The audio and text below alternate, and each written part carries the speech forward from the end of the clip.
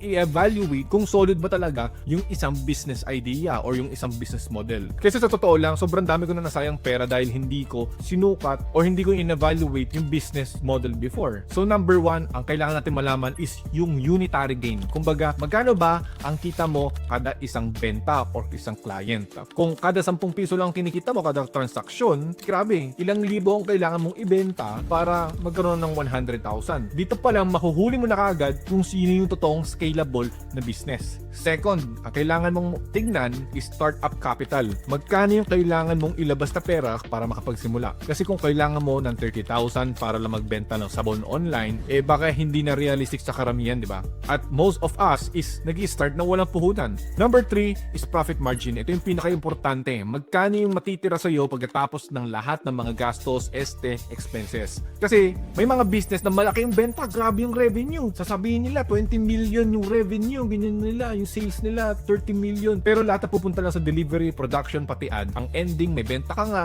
pero natira naman sa iyo almost none, meron pero maliit.